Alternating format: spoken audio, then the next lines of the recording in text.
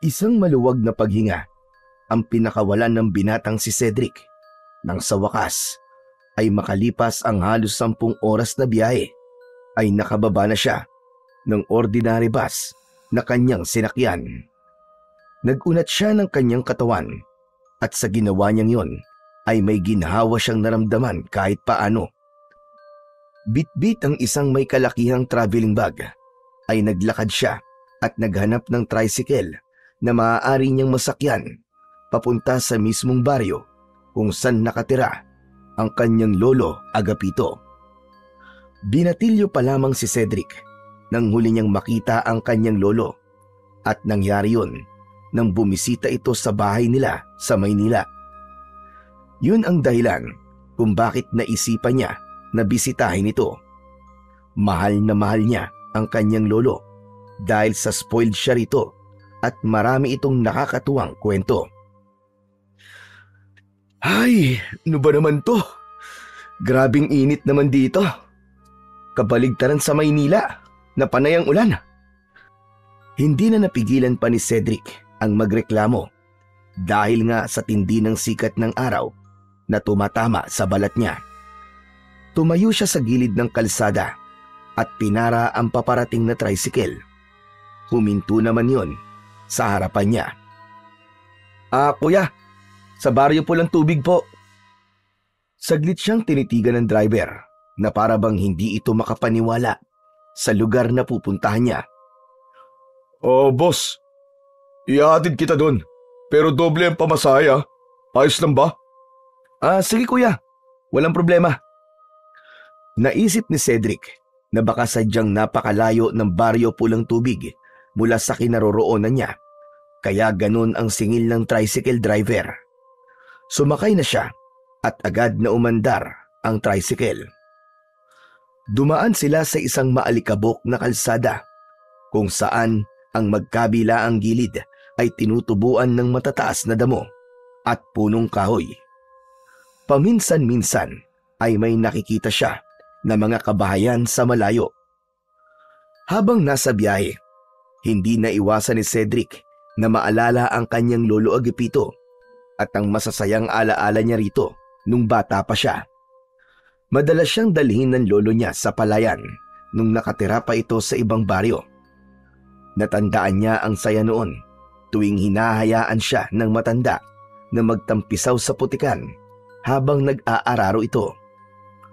Mula sa malalim na pag-iisip ay bumalik si Cedric sa kasalukuyan nang mapansin ang isang matandang lalaki sa gilid ng daan.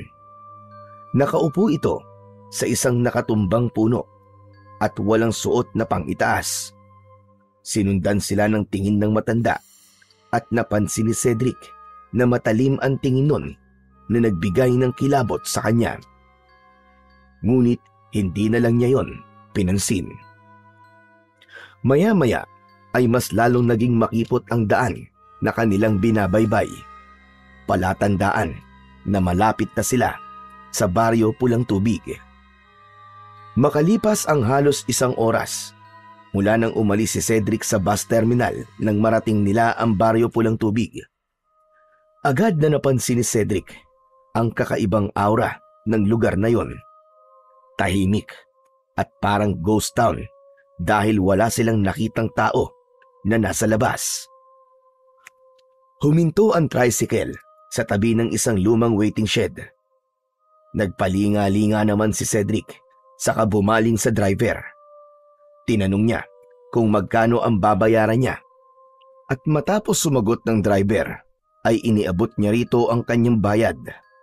Bumaba siya ng tricycle at napansin niyang nakatitig pa rin sa kanya ang driver na para bang may gusto itong sabihin ngunit hindi nito magawa.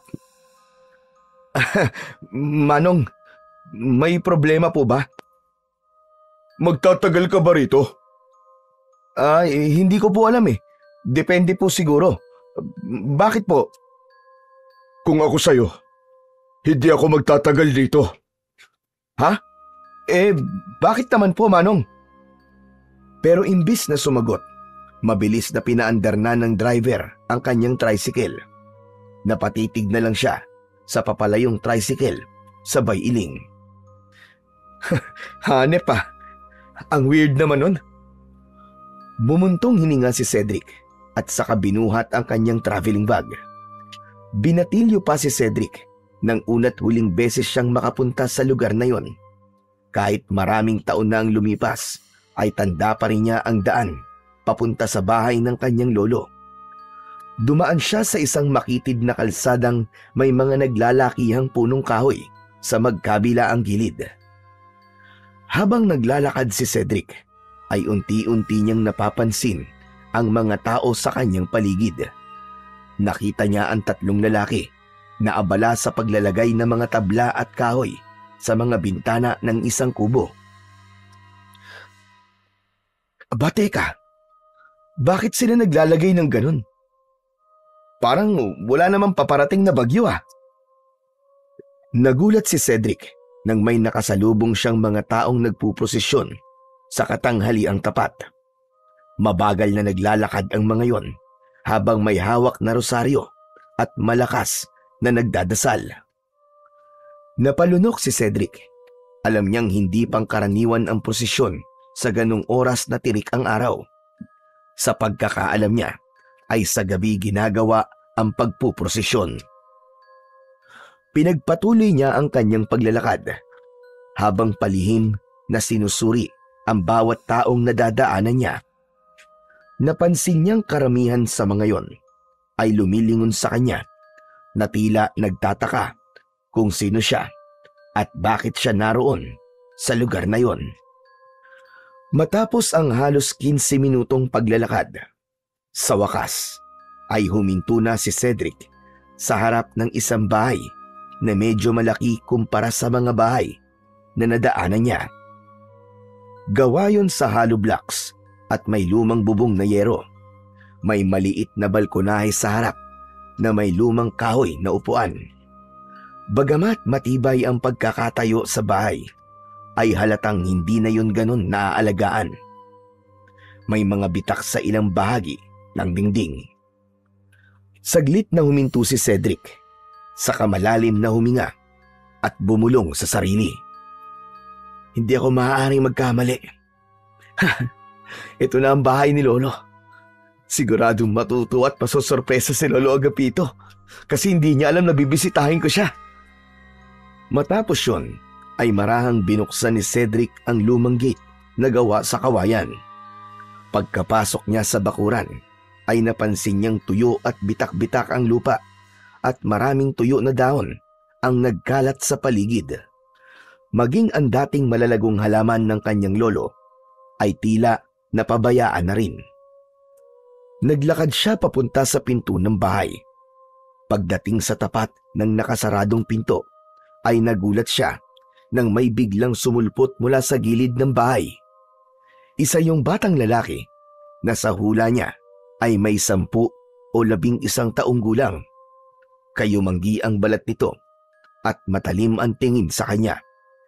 Ngunit ang gumimbal kay Cedric ay ang hawak na itak ng bata. Mabilis na napaatras si Cedric. Hoy, teka boy! Bitiwan mo yan! Baka makasakit ka! Sino ka? Anong ginagawa mo rito? Ako ang dapat magtanong sa iyo niyan, bata. Anong ginagawa mo sa bakuran ng Lolo Agapito ko? Ibig mong sabihin, apo ka ni Lolo Agapito? Oo, tama ka. Ikaw, sino ka ba, bata? Bago pa makasagot ang bata, ay narinig nila mula sa loob ng bahay ang paos at mahinang boses ng isang matandang lalaki. Angelo! Sino ba yung kausap mo? Bumukas ang lumang pinto ng bahay at bumungad mula sa loob ang isang matandang lalaki na payat at bahagyang nakukuba na. Puro puti na ang buhok nito. Napangiti si Cedric nang makita ang kanyang Lolo Agapito. Nang dumako ang mata ng matanda sa kanya, ay kumunot ang noo nito. Aba, Cedric? Cedric, ikaw ba yan? Si Lolo Agapito talaga oh. Nakalimutan niyo na po ba ako? Ako nga po to, si Cedric. Ang paborito niyo pong apo. Lumawak ang ngiti ni Cedric at agad siyang lumapit sa lolo niya upang yakapin ito ng mahigpit. Mas lalo niyang nadama ang pangungulila sa matanda. Ngunit makalipas ang ilang sandali, ay dahan-dahang inalis ni Lolo Agapito ang yakap ni Cedric. Napakunot naman si Cedric dahil naramdaman niya na tila hindi masaya ang lolo niya na nakita siya. Apo, anong ginagawa mo rito? Aba lolo, binisita ko po kayo. Ang tagal na po nating di nagkikita, di ba? Hindi ko na nga po alam kung ilang taon na yung huling beses na binisita nyo kami sa Maynila Saglit na tumahimik si Lolo Agapito at saka bumuntong hininga. Cedric, hindi maaari. Bumalik ka na lamang sa Maynila. Makakaabot ka pa sa terminal bago magdilim. Hala, sige, sasamahan na kita mag-abang ng tricycle sa labasan. Ho? Abalo, teka lang. Pambira naman kayo, Lo. Kararating ko lang tapos paalisin niyo na kaagad ako. Lolo naman. Ang haba po ng biniyahe ko para lang po makapunta rito. Saka Lo, hindi niyo po ba ako namimiss? Hindi sa ayaw kitang makita, Cedric. Pero may dahilan kung bakit hindi ka maaaring manatili rito. Makinig ka na lang sa akin, Apo, at sundin mo na lamang ang sinasabi ko sa'yo. Lo, kahit ilang araw lang naman po. Hayaan niyo naman po kung makasama kayo. Tsaka nag-ipon pa naman po ako para lang mapuntahan kayo. Tapos nag-leave pa po ako sa trabaho na matagal para po magkasama tayo na matagal. Biglang natahimik si Lolo Agapito. Napakuyom ang kamay nito. Ilang segundo ang lumipas bago ito muling nagsalita. Sige na nga. Sige na. Pumasok ka na sa loob. Nilakihan ni Lolo Agapito ang pagkakabukas ng pinto at binigyan nito ng daan si Cedric para makapasok sa loob ng bahay niya. Mabilis namang pumasok si Cedric. Huminto siya sa gitna ng sala at iginala ang paningin sa paligid. Napansin niyang walang ipinagbago ang loob ng bahay ng lolo niya.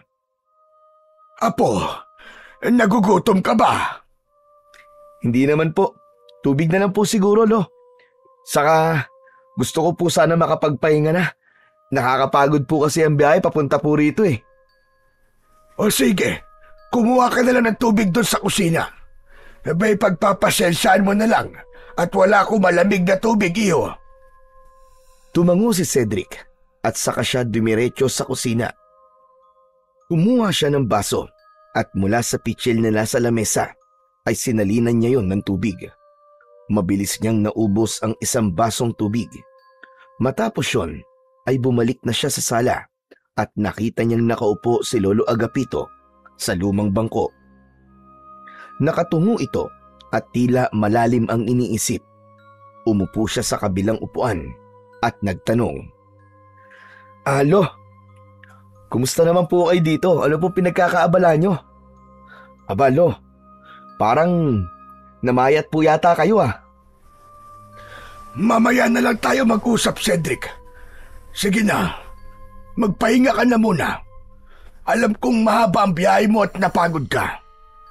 Maayos naman ang kwartong ginagamit mo dati. Kaya lang, ginagamit na yun ngayon ni Angelo. Kaya sa gabi, magkasama kayo sa kwartong yon. Angelo? Teka, siya ba yung parang mandirigmang bata sa labas kanina? Yung may dala pong itak? Tumango si Lolo Agapito sa tanong ng kanyang apo. Tama ka. Siya nga si Angelo. Lo, sino po siya? Saka bakit po siya nakatira dito sa inyo? Mamaya na lang tayo mag-usap, Cedric. Magpahinga ka na.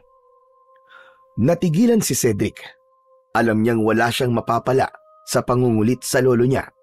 Kaya tumayo na lang siya at nagtungo sa silid kung saan siya dati natutulog. Pagpasok niya roon ay naalala niya ang pagkabata niya sa kwartong yon. Noon, puno ng laruan at mga damit niya ang kwartong yon. Pero nang sandaling yon ay kitang-kita niya na hindi na yon sa kanya. Inilapag niya ang kanyang traveling bag sa tabi ng kama at hinubad ang sapatos. Sa kanya binuksan ang lumang electric fan na agad namang umandar. Humiga siya sa papag na may manipis na kutsyon at tumingin sa kisame. Habang nakatingin sa kawalan, ay nakaramdam ng bigat sa dibdib si Cedric. Hindi niya alam, pero nagtataka siya kung bakit tila malamig ang pakikitungo sa kanya ni Lolo Agapito. Wala siyang naramdamang kasiyahan sa matanda na naroon siya sa bahay nito. Pumikit na lang si Cedric at pilit tinatanggal ang bumabagabag sa isip niya para makatulog at makapagpahinga na siya. Hindi na namalayan ni Cedric na nakatulog na siya. Ang plano lang sana niya ay umidlip, pero paggising niya ay madilim na ang kwarto. Bumangon siya mula sa papag at kinusot ang kanyang mga mata. Matapos yun, ay lumabas na siya ng kwarto. Sa sala ay nakita niya sina Lolo Agapito at Angelo na nakaupo sa kahoy na upuan habang nakatutok ang atensyon sa maliit na TV. Malabo ang palabas at halos puro static, pero tila hindi yun alintana ng dalawa. Grabe! Napasarap yata ang tulog ko Kumain na po ba kayo? Hindi pa kami kumakain, iyo. Hinihintay ka talaga naming magising. Ha? Sana po nauna na po kayong kumain. Baka nagugutom na po kayo. Umiling si Lolo Agapito, saka pinatay ang telebisyon. Ayos lang kami, apo. Tara na sa kusina para makapaghapunan na tayo. Tumayo si Lolo Agapito at nagtungo sa kusina. Sinundan naman ito ni Cedric at ni Angelo. Pagdating sa kusina, ay natuwa si Cedric sa nakahain sa lamesa. Isang mangkok ng mainit na sabaw, pritong isda at ginataang gulay. Amoy pa lang ng mga yon ay nakaramdam na agad siya ng gutom. Umupo siya at agad na kumuha ng kanin. Nang matikman niya ang ulam, hindi niya napigilang humanga. Wow! Grabe! Ang sarap niyo pa rin magluto, Lo. Ito ang isa sa namiss ko sa inyo Hindi ako nagluto niyan. Si Angelo ang purihin mo kasi siya nagluto ng lahat ng yan. Napatingin si Cedric kay Angelo na walang reaksyon habang tahimik na kumakain. Ha? Ganun po ba? Angelo, ang galing mo naman pala magluto Ang bata-bata mo pa pero ang husay mo na magluto. Ilang taong ka na nga pala? 10 taon po. Nako, alam mo, nung nasa ganyang edad ako, ay puro laro lang ang alam ko. Hindi ko nga alam kung paano magsaing nun Hindi sumagot si Angelo at patuloy lang ito sa kanyang pagkain. May kung anong bumagabag kay Cedric ng mga oras na yon. Maraming tanong ang gusto niyang itanong, lalo na tungkol kay Angelo. Pero naisip niyang hindi pa yon ang tamang oras. Mas mabuting hintayin niyang silang dalawa na lang ni Lolo Agapito ang nag-uusap bago niya itanong ang gusto niyang malaman. Matapos ang hapunan, ay nagtiis si Cedric na manood sa malabong palabas sa telebisyon kasama sina Lolo Agapito at Angelo. Hindi nagtagal ay nagtungo na si Angelo sa kwarto nila. Nang nakaramdam ng antok si Cedric, ay nagpaalam na siya kay Lolo Agapito na matutulog na siya. Pagpasok niya ng kwarto, ay humiga siya sa tabi ni Angelo na mahimbing na ang tulog.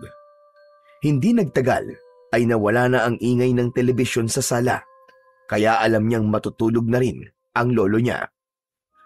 Lumipas ang ilang oras, pero gising pa rin si Cedric. Biglang nawala ang antok niya. Muli siyang binagabag ng pagbabago kay Lolo Agapito. Noon ay masiyahin at palabiro ang kanyang lolo, kaya hindi niya maiwasang magtaka kung ano ang nangyari at malamig na ang pakikitungo ng matanda sa kanya. Kinabukasan ng umaga, halos alas 7 na ng umaga nagising si Cedric. Wala na si Angelo sa tabi niya, kaya lumabas na rin siya ng kwarto. Wala siyang nakitang tao sa sala at maging sa kusina. Lumabas siya ng bahay at tumingin sa paligid. Sa likod ay doon niya nakita si Lolo Agapito na abala sa pagpapakain ng mga manok. Lumapit si Cedric at tumayo sa gilid ng kanyang lolo. Hindi man lang siya nilingon ng matanda na para bang hindi nito alam na naroon siya. Mula sa kinaroroonan nila ay tanaw sa malayo ang isang napakalawak na taniman ng palay. Ang mga tanim na palay doon ay puro kulay dilaw at tuyot na. Lolo Agapito, good morning po. Mahilig pa rin pala po kayo sa mga manok, ano? Hindi sumagot si Lolo Agapito. Patuloy lang ito sa ginagawa. Nasan po si Angelo? Parang ang aga naman po niyang magising. Pagising ko po kasi wala na po siya sa tabi ko eh. Inutusan ko siyang bumili ng pandesal. Tumango si Cedric, saka tumitig sa kanyang lolo. Naisip niya na yun na ang tamang pagkakataon para magtanong siya tungkol kay Angelo dahil wala roon ang bata. Lo. Oo nga pala, sino po ba talaga si Angelo? Si Angelo ay ampon ko, Cedric. Kapitbahay ko mga magulang niya dati. Pero namatay sila pareho. 5 taon pa lang ang bata nun. Wala siyang kapatid at wala rin siyang ibang kamag-anak. Naawa ko, kaya inampon ko na lang siya. Ganun po ba? Nakakalungkot naman po. Matanong ko lang, Lo. Ano po bang kinamatay ng mga magulang niya? Nagkaroon ng pagkalat ng malubhang sakit noon dito sa Baryo Pulang Tubig. At sa kasamaang palad, kasama sa mga nasawi, ang mga magulang ni Angelo. Ganun? Nakakatakot naman yun, Lo. Mabuti po't walang masamang nangyari sa inyo nun, Lo. Oo nga pala, Lo. Kumusta naman po kayo rito? Maayos lang naman ako sa ngayon. Malaking bagay na nandito si Angelo kasi kahit paano ay meron akong kasama sa bahay. Siya nga pala, bukas ng umaga ay kailangan mo nang bumalik ng Maynila.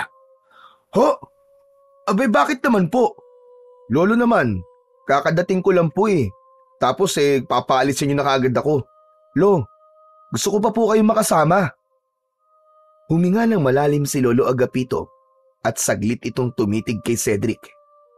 May anong bigat sa mga mata nito na parang may bagay itong nais sabihin pero hindi nito masabi-sabi.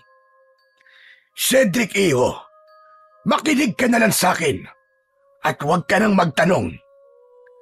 Agad na iniwan ni Lolo Agapito si Cedric at bumalik na ito sa loob ng bahay. Naiwan naman si Cedric na nag-iisip. Nagtaka siya kung bakit nais ng lolo niya na umalis na kagad siya. Mas lalo tuloy lumakas ang kutob niya na meron itong itinatago sa kanya. Pagkatapos ng almusal ay nasa loob lang ng bahay si Cedric. Wala siyang magawa roon kundi ang umupo at humiga. Ramdam niya ang nakakabinging katahimikan sa buong bahay. Hindi siya sanay sa ganun dahil lumaki siya sa maingay na lungsod. Dahil sa inip, napagdesisyonan niyang lumabas at maglakad-lakad. Pagdating ni Cedric sa labas, ay napansin niya ang kakaibang kilos ng mga tao. Halos lahat ng bahay na nadadaanan niya ay may mga lalaki na abala sa paglalagay ng tabla at kahoy sa mga bintana at pinto. Pinagmasdan niya yon ng may pagtataka. Ngunit mas lalo siyang nagtaka nang mapansin niyang may ilang pamilya na nakatayo sa harap ng kani-kanilang bahay. Nakaluhod ang mga yon habang nagdadasal. Napahinto si Cedric. May gumapang na malamig na pakiramdam sa kanyang batok. Hindi niya maipaliwanag, pero parang may kung anong hindi tamang nangyayari sa Baryo Pulang Tubig. Sa halip na magpatuloy sa paglalakad, minabuti niyang bumalik na lamang sa bahay ng kanyang lolo. Pagdating niya roon, papasok na sana siya sa pinto nang biglang makasalubong niya si Angelo na palabas ng bahay. Hindi niya ito nakita kagad, kaya napasigaw siya sa gulat. Anak ng... Angelo, ikaw lang pala! Pambihira ka, nakakagulat ka naman. Muntik nang tumalo ng puso ko ah. Napaatras si Cedric, kasabay ng malakas na pintig ng kanyang puso. Napatingin naman si Angelo sa kanya. Pasensya ka na, Kuya Cedric. Hindi ko sinasadya. Nilagpasan siya ni Angelo, pero naisip niya na magtanong sa kung anong nangyayari sa lugar na yon. Angelo, sandali! Sandali, may tatanong lang ako sa'yo. Ano ba yun, Kuya? Angelo, sabihin mo nga sa akin, ano ba talaga nangyayari dito? Bakit nilalagyan ng mga tabla, mga pinto at bintana ng mga bahay dito? Saka, bakit ang dami nagdadasal sa harap ng bahay nila? Ang mga yan kasi, ang naisip nilang paraan para makaligtas sila sa susunod na pagbilog ng buwan. Ano ka mo? Susunod na pagbilog ng buwan? Makaligtas naman saan? May bagyo bang paparating? Ang sabi kasi ni Lolo Agapito, wag ko raw sabihin sa iyo eh. Bukas ng umaga ay aalis ka naman na daw. Ano? Bakit ba? Ano bang meron? Pero bago pa niya matapos ang tanong, ay mabilis na tumalikod si Angelo at nagmamadaling lumabas ng bakuran. Naiwan si Cedric na nakatayo sa harap ng bahay habang tulala. Mas lalong bumigat ang kanyang pakiramdam. Mas lalo tuloy siyang nagduda na may nangyayaring hindi maganda sa Baryo Pulang Tubig na ayaw ipaalam sa kanya ni Lolo Agapito. Kinagabihan, sa hapagkainan, ay tahimik ang tatlo habang nagsasalo sa hapunan. Sa gitna ng kanilang pagkain, ay biglang nagsalita si Lolo Agapito. Cedric iyo, huwag mong kalimutang ihanda mga gamit mo pagkatapos natin kumain. Bukas ang umaga, ay aalis ka na. Ako na ang maghahatid bukas sa iyo sa bus terminal. Napahinto si Cedric sa pagsubo. Bumuntong hininga siya at inilapag niya ang kutsara at tinidor sa kanyang pinggan. Lo, hindi pa po ako aalis. Plano ko po manatili rito ng 2 linggo. Hindi po ba sabi ko po gusto ko kayong makasama ng mas matagal? Huwag nang matigas ang ulo mo, Cedric. Aalis ka na bukas at babalik na sa Maynila sa ayaw at sa gusto mo. Teka, naguguluhan po kasi ako eh. Bakit niyo po ba ako gustong paalisin kagad? Ano po bang dahilan? Napatingin sa kanya si Lolo Agapito, pero mabilis din itong umiwas ng tingin. Sakalo, bakit parang nagbago na po yata kayo ngayon? Hindi naman kayo dating ganyan na. Nung huling punta ko rito, halos ayaw niyo akong paalisin. Tapos ngayon ganyan na kayo sa akin. Ano po ba talaga nangyayari? Bakit pakiramdam ko po meron kayong tinatago sa akin? Napatingin si Angelo sa kanilang dalawa. Nagpalipat-lipat ang tingin nito kay Cedric at sa matandang lalaki. Wala, Cedric. Wala akong tinatago sa'yo. Talaga po ba, Lo? Bakit kayo ganyan? Kung talagang wala kayong tinatago, bakit gusto niyo akong paalisin kagad? Hindi agad sumagot si Lolo Agapito. Nanatili lang itong nakatitig sa pagkain nito na para bang iniiwasang tignan si Cedric sa mata. Ganito, Lo. Hanggat hindi niyo po sinasabi sa akin ang tunay na dahilan at ang dapat kong malaman, hindi po ako aalis dito. Sa unang pagkakataon, nag-angat ng tingin si Lolo Agapito. Nagtagpo ang kanilang mga mata. Naramdaman ni Cedric ang bigat ng tensyon sa pagitan nilang maglolo. Hindi niya binawi ang kanyang tingin. Alam niya na may itinatago sa kanya ang kanyang lolo at hindi siya aalis sa lugar na yon hanggat hindi niya nalalaman kung ano ang katotohanan. Kinabukasan ng umaga ay maagang nagising si Cedric. Bumangon siya mula sa papag at lumabas ng silid. Hindi niya nakita sina Lolo Agapito at Angelo sa loob ng bahay. Alam niyang galit si Lolo Agapito sa kanya matapos niyang tutulan ang kagustuhan nitong umalis siya sa araw na yon. Naglakad siya patungo sa likod ng bahay kung saan mas malaya siyang makakapag-isip ng maayos. Mula sa kinatatayuan ni Cedric ay natanaw niya ang malawak na palayan sa malayo. Patay at tuyong-tuyo ang mga nakatanim doon na para bang matagal na yung napapabayaan. Habang nakatingin siya sa palayan ay tila may bumubulong sa kanya na magtungo siya roon. Hindi niya alam kung bakit at paano, pero hindi niya napigilan ang kanyang sarili. Parang may nagtutulak sa kanya upang sundan ang tinig na yon. Nagsimulang maglakad si Cedric papunta sa malawak na palayan. Habang papalapit roon ay mas lalong uminit ang sikat ng araw, ngunit hindi siya huminto. Mabagal ang kanyang mga akbang sa simula, ngunit habang tumatagal ay bumilis ng bumilis ang paglalakad niya.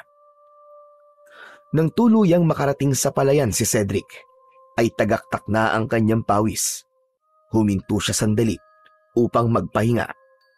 Iginala niya ang mata niya at nakita niya ang mga bagay na nagpatindi ng kanyang pagtataka.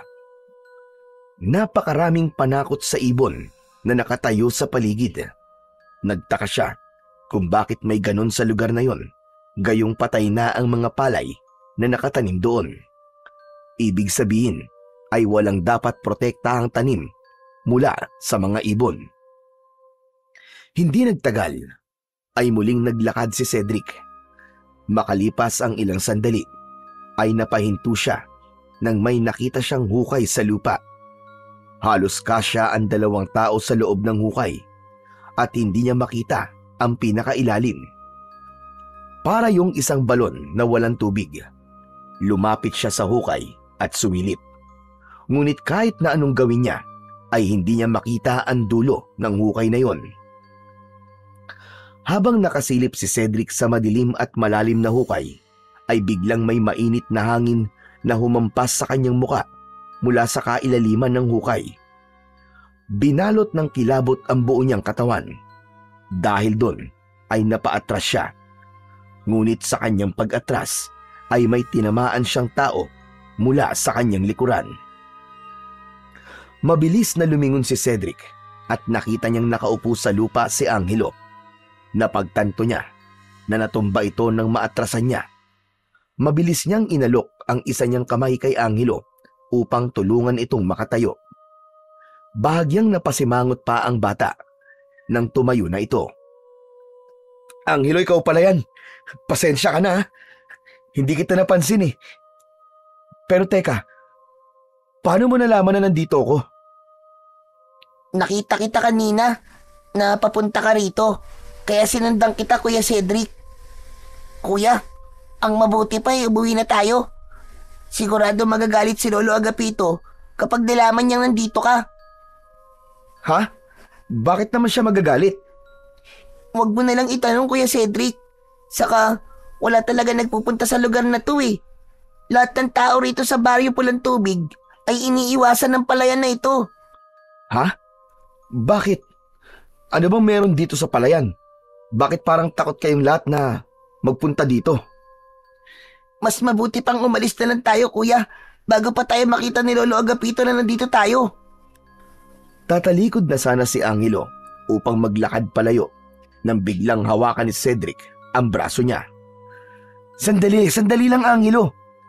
Ang dami mo sinasabi pero kahit isa sa mga tanong ko ay wala kang sinasagot ng diretso. Ano ba talaga nangyayari dito? Ang sabi kasi ni Lolo, mas mabuting hindi mo na lang malaman ng lahat. Makinig ka na lang kay Lolo Agapito, Kuya Cedric. Tama siya, na dapat ka nang umalis dito sa Baryo Pulang Tubig. Sundin mo na lang siya, kuya. Bakit ba? Ano ba tinatago niyo sa akin?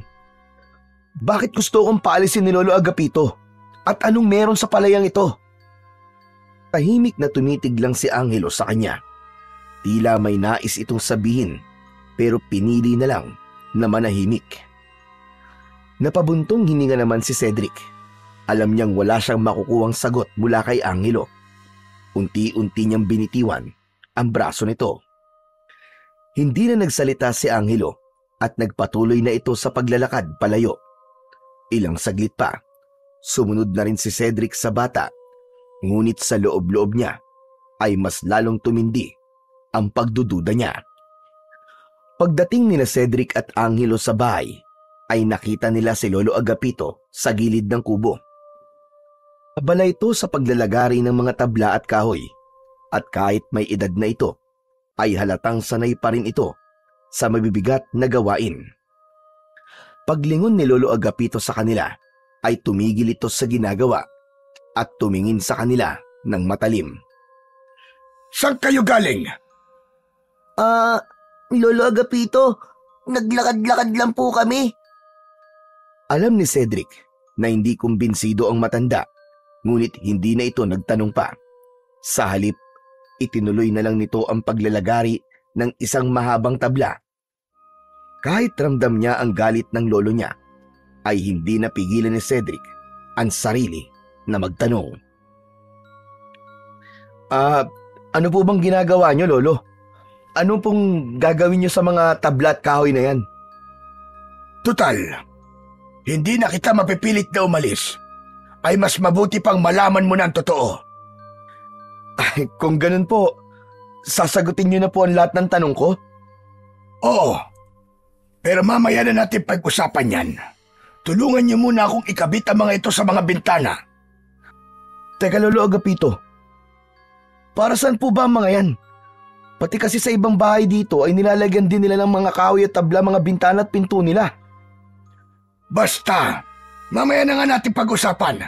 Tulungan niyo na lang ako at sasagutin ko lahat ng tanong mo.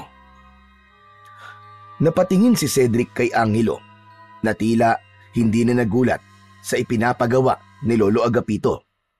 Walang tanong-tanong, agad na kinuha ni Angelo ang isang tabla at nagsimulang isalansan ang mga yon sa gilid ng bahay. Napabuntong hininga si Cedric at kumilos na rin siya. Kahit hindi niya maintindihan kung bakit kailangan lagyan ng harang ang mga bintana ng bahay, ay hindi na lang niya yon kwinestyon. Tahimik na kinuha ni Cedric ang isang tabla at lumapit sa may bintana. Kahit marami siyang gustong itanong, ay mas pinili niyang manahimik na muna. Paglipas ng ilang minuto, ay tapos na sina Cedric sa paglalagay ng mga tabla at kahoy sa bintana ng bahay ni Lolo Agapito. Nagtungo sila ni Lolo Agapito sa likod ng bahay. Tumayo sila roon habang nakatingin sa malawak na palayan sa malayo. Samantala, si Angelo naman ay pumasok na sa loob ng bahay. Apo, sa susunod na araw ay pupunta tayo sa bayan para mamili ng pagkain. Pagbalik natin, lalagyan din natin ng kahoy at tabla ang mga pinto. Lo, paparating po bang bagyo? Mabigat ang buntong hininga ni Lolo Agapito bago ito muling nagsalita. Cedric, iyo, makinig kang mabuti sa akin. Ang mga susunod kong sasabihin ay maaaring hindi mo paniwalaan. Pero wala akong ibang sasabihin kundi ang katotohanan lamang. Ayoko na sanang malaman mo ito. Pero dahil sa matigas ang ulo mo at hindi mo ako sinunod na umalis ka, ay mabuti nang alam mo na ang dapat mong malaman. Mas lalong kumabog ang dibdib ni Cedric. Para bang mas lumamig ang paligid kahit napakainit naman ng panahon. Napatitig siya sa mukha ng matanda. Seryoso ito at walang bahid ng pagbibiro. Sa parating na kabilugan ng buwan, may isang aswang na muling mabubuhay. Nasa palayan siya ngayon at nakahimlay. Ano po? Anong aswang? Isang tigbanwa. Tigbanwa? Ano po yun? Ang tigbanwa ay isang sinaunang uri ng aswang. Ang tigbanwa na nakahimlay sa tuyong palayan ay hindi isang ordinaryong aswang. Kada 10 taon ay nagigising ito at sa loob ng 13 araw ay maghahasik ito ng lagim at kamatayan sa buong baryo. Kapag natapos ang 13 araw, ay muli ito mahihimlay at maghihintay ulit ng 10 taon bago muling magising. At ang mas nakakatakot pa iyo, kakaiba ang tigbanwa na narito dahil may kakayahan siyang paghilumi ng sarili niyang sugat. Kaya naman, marami nang sumubok na patayin siya pero wala pa rin nagtatagumpay. Nanuyo ang lalamunan ni Cedric. Hindi niya alam kung maniniwala ba siya o hindi. Pero sa paraan ng pagsasalita ni Lolo Agapito ay tila totoo ang lahat ng sinabi nito. Bahagyang bumigat ang kanyang pakiramdam. Tila bumagal ang kanyang paghinga sa bigat ng revelasyong narinig niya. Lolo Agapito, hindi ko po alam kung maniniwala ako eh. Kasi parang imposible naman po yun. Bakit? Ang akala mo ba ay mag-aaksaya ko ng oras para takutin ka lang? Hindi mo ba napapansin? Ilang araw nang parang may bumabalot na kakaibang enerhiya sa baryong ito. Akot na ang lahat ng tao at naghahanda na sila para sa paggising ng tigbanwa. Napalunok si Cedric. Napagtanto niya na totoo nga ang sinabi ng kanyang lolo dahil simula nang dumating siya roon ay maraming bagay sa paligid ang hindi niya maintindihan. Pero, Lolo Agapito, kung may ganito palang nangyayari rito, bakit niyo pa po ako inayaang magbakasyon dito dati nung bata pa po ako? Dahil yung panahon na yon ay matagal pa bago magising ang tigbanwa. Wala pa akong dapat ipag-alala. Pero ngayon, ilang araw na lamang ay magigising na siya. Kaya nga pinapaalis na kita. Hindi dahil ayaw kitang makasama, Apo, kundi dahil gusto lang kitang maging ligtas. Kung ganun po pala, Lo, bakit hindi na lang po tayo umalis bago pa magising ang tigbanwa? Tapos, bumalik na lang po kayo kapag natulog na po siya ulit. Napailing si Lolo Agapito sa sinabi ng kanyang apo. Hindi ako maaaring umalis. Isa ko sa dahilan kung bakit buhay pa ang mga tao rito, Apo. Ako ang namumuno sa pagpapanatili ng kaligtasan ng baryo. Hindi ko sila maaaring iwanan. Mahal ko ang lugar na ito at ang lahat ng taong nakatira dito. Cedric, walang awa ang tigbanwa. Lahat ng taong makita nito ay pinapatay niya. Ang totoo, walang nakakaalam kung bakit may ganung nilalang dito sa baryo Pulang Tubig. Pero may isang kwento noon na may nagsabi na isinumpa ang lugar na ito ng isang mangkukulam na babaylan. Ano na pala ang gagawin natin kapag nagising na po ang tigbanwa? Wala tayong ibang dapat na gawin kundi panatilihin ang ating kaligtasan sa loob ng 13 araw. At ikaw, Cedric, dapat mong sundin ang lahat ng sasabihin ko sa iyo sa mga susunod na araw. Ayokong bangkay kang uuwi sa Maynila. Muling napatingin si Cedric sa malawak na palayan. Hindi niya akalain na may ganitong klaseng nilalang ang naninirahan sa baryo Pulang Tubig. Maghapong tahimik si Cedric at hindi siya mapakali sa mga sinabi ni Lolo Agapito tungkol sa tigbanwa. Kahit anong pilit niyang alisin sa kanyang isip ang kwento ng matanda, ay patuloy yung bumabalik sa kanya. Hindi siya naniniwala sa mga aswang. Lumaki siya sa syudad kung saan walang puwang ang mga kwentong kababalaghan. Habang nakaupo siya sa bangkong kahoy sa harap ng bahay, ay pinagmasdan niya ang palayan. Maya-maya, lumapit sa kanya si Angelo. Tahimik itong naupo sa tabi niya.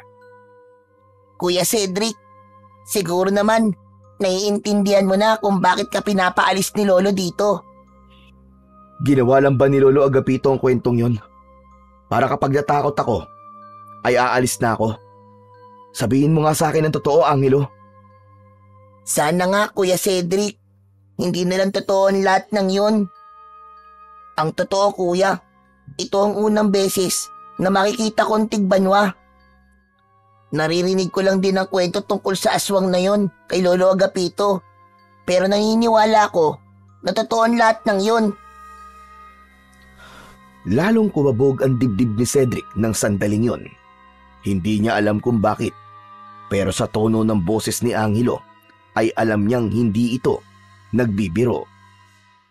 Yung hukay na nakita mo sa palayan, Kuya, doon nakaimlay ang tigbanwa.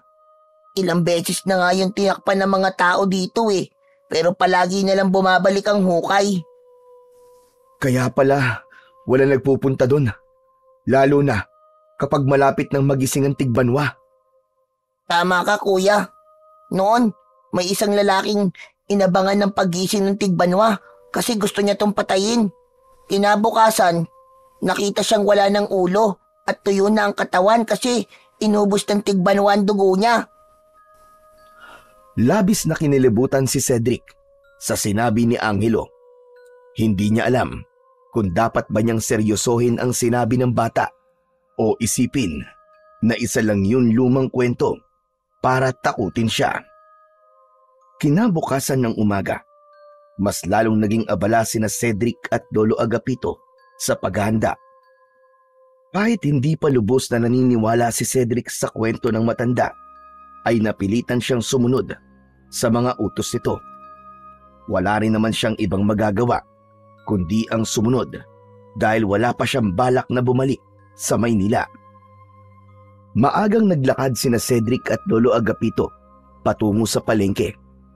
Bit-bit naman ni Cedric ang isang malaking bayong habang mabagal na naglalakad si Lolo Agapito sa unahan niya.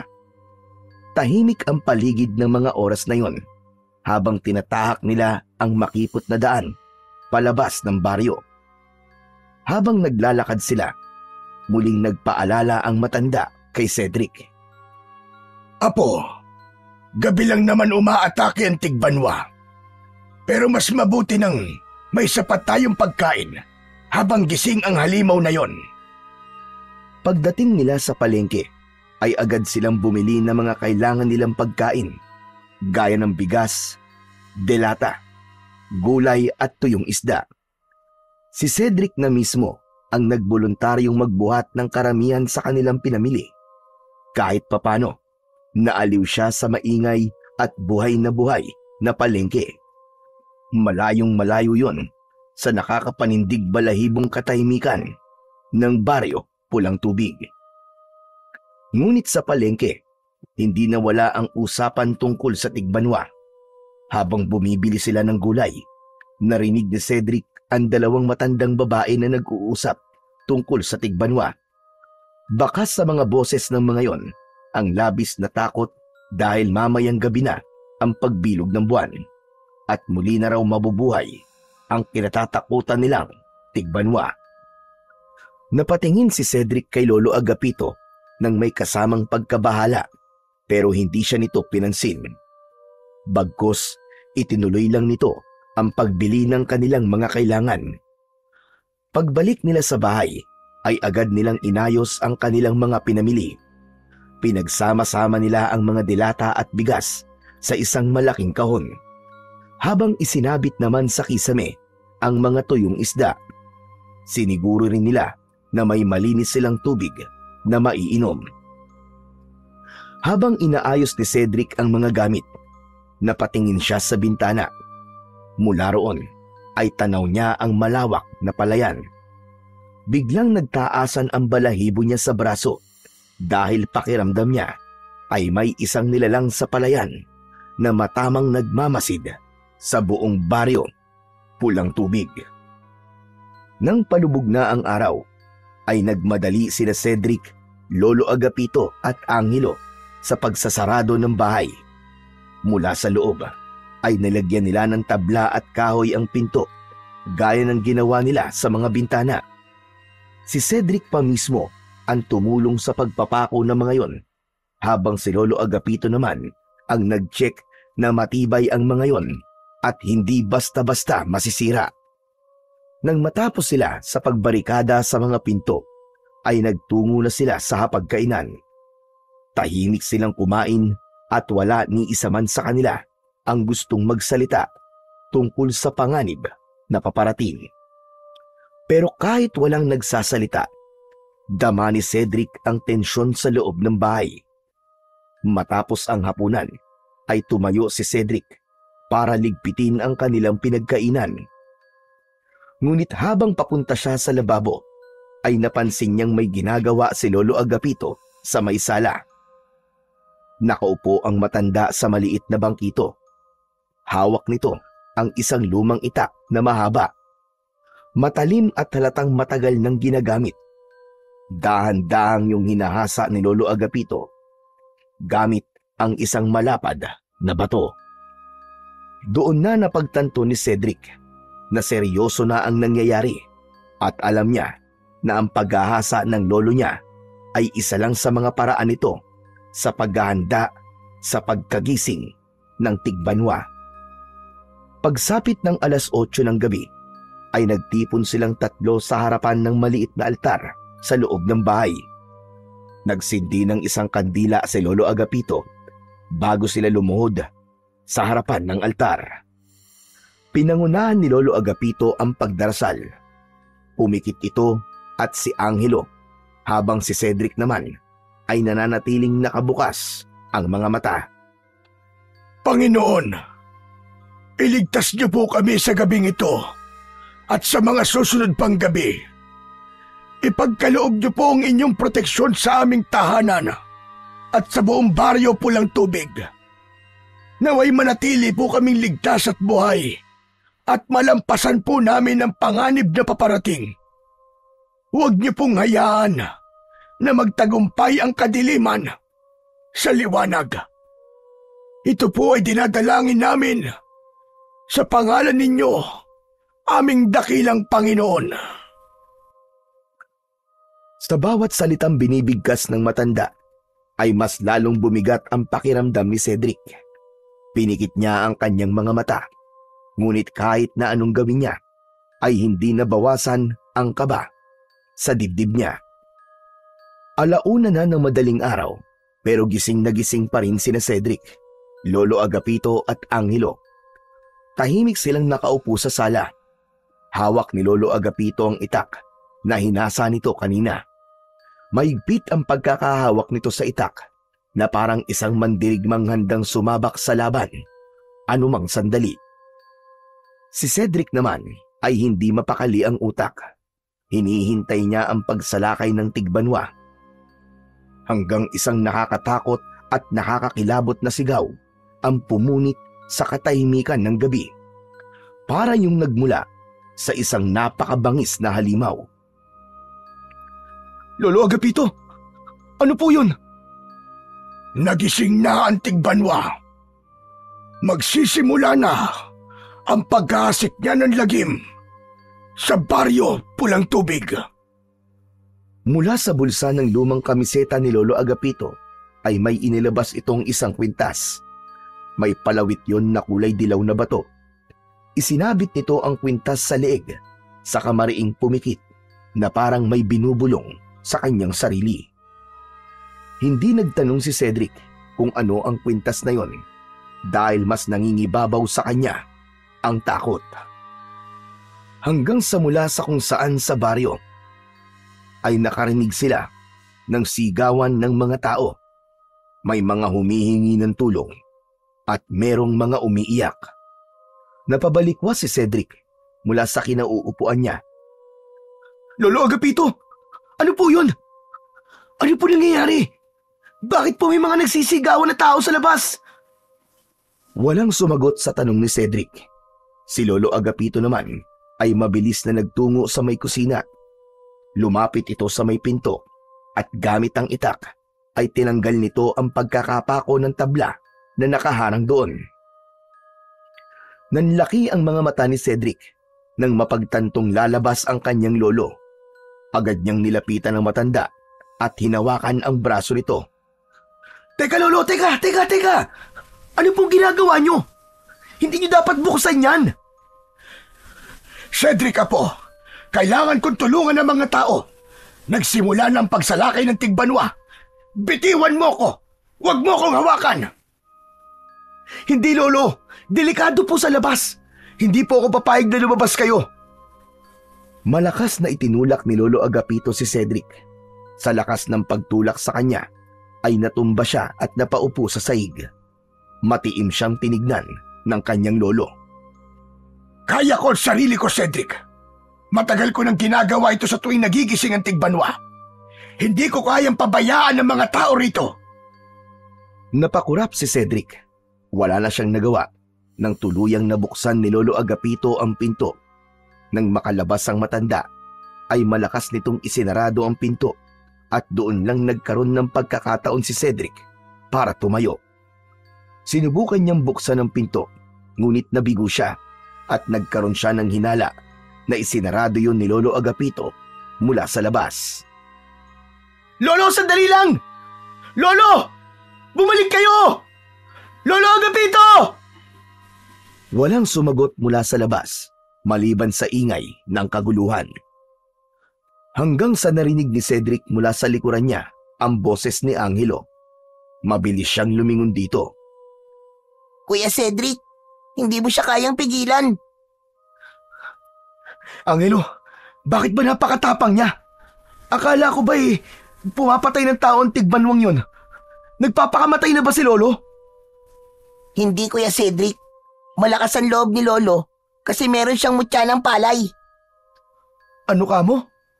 Mutya ng ano? Mutya ng palay, Kuya. Isa yung makapangyarihang mutya na natagpuan noon ni Lolo Agapito sa palayan. Nagkakaroon kasi siya ng kakaibang lakas at bilis basta suot niya yun. Kaya malakas ang loob niyang tulungan ng mga tao, Kuya. Hindi. May mutya man siya o wala, delikado pa rin ang ginagawa niya. Isa lang ang buhay niya, Angelo. Isa lang. At aswang ang kalaban niya. Naiintindihan ko nararamdaman mo, Kuya Cedric. Pero gaya nga ng sinabi ko, hindi natin siya mapipigilan sa gusto niyang gawin eh. Ang mabuti pa, ipagdasal na lang natin na walang masamang mangyari kay Lolo Agapito. Napatingin si Cedric sa pinto. Sa isip niya, hindi lang panalangin ang kailangan nila. Isang himala ang kailangan nila para manatiling buhay sa gabing yon. Ilang minuto na ang lumipas, ngunit hindi pa rin mapakali si Cedric. Palakad-lakad siya sa sala at panay ang tingin niya sa pinto kung saan lumabas si Lolo Agapito. Umaasa siya na bubuksan yun at ligtas na papasok ang kanyang lolo. Wala ring tigil ang pagkagat niya sa sarili niyang kuko sa kamay dahil sa labis na tensyon. Pambihira naman talaga, oo. Hindi na dapat lumabas si Lolo kasi dun eh. Baka ano nangyari na sa kanya eh. Samantala, nakasilip si Angelo sa maliit na siwang ng bintana. Tahimik ito, ngunit halata ang bahagyang panginginig ng balikat nito na hindi rin ito mapakali gaya ni Cedric. Maya-maya pa ay biglang bumaling si Angelo sa kanya. Kuya Cedric! Kuya Cedric! Nakikita kong tigbanwa! Nasa may labas siya ng bakuran natin! Napahinto si Cedric sa paglalakad at tila bumagal ang tibok ng kanyang puso. Mabilis siyang lumapit sa bintana at siya naman ang sumilip doon. Sa una ay halos wala siyang makita. Puro anino lang ng mga nagsisitakbuhan ang naaaninag niya.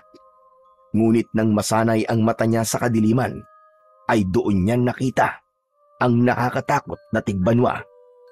Agad na tumaas ang balahibo niya nang makita niya ang nakakakilabot na aswang. Yun na ang pinaka nakakatakot na nilalang na nakita niya sa buong buhay niya. Matangkad at payat ang katawan ng tigbanwa at ang balat nito ay parang sa ahas na hindi niya mawarian. Mahaba ang leeg nito at nang lumingon nito ay nakita niyang kaya nitong iikot ang ulo nito paharap at patalikod nang hindi gumagalaw ang katawan. Magulo at gusot-gusot ang buhok nito, ngunit ang pinaka nakakatakot sa lahat ay ang iisa nitong mata na kulay dilaw. Nang ngumanga ang tigbanwa ay nakita niya ang hanay ng matutulis nitong mga ngipin. Napalunok si Cedric. Hindi siya makapaniwala sa nakita niya. Akala niya noon ang mga kwento tungkol sa mga aswang ay katang-isip lamang at panakot lamang sa mga makukulit na bata na palaging naglalaro tuwing gabi. Patuloy si Cedric sa pagsilip sa bintana hanggang may isang lalaki ang tatakbo sana papasok sa isang bahay, pero naabutan ito ng tigbanwa. Hinawakan ng tigbanwa ang leeg ng lalaki. Bumaon ang mga kuko ng aswang sa leeg ng lalaki at umagos mula roon ang malapot na dugo. Mabilis na sinakmal ng tigbanwa ang ibabaw ng ulo ng lalaki at sa lakas ng puwersa ng panga nito ay parang kumagat lang ito sa mansanas nang madurog ang ulo ng kaawa-awang lalaki. Nanlaki ang mga mata ni Cedric.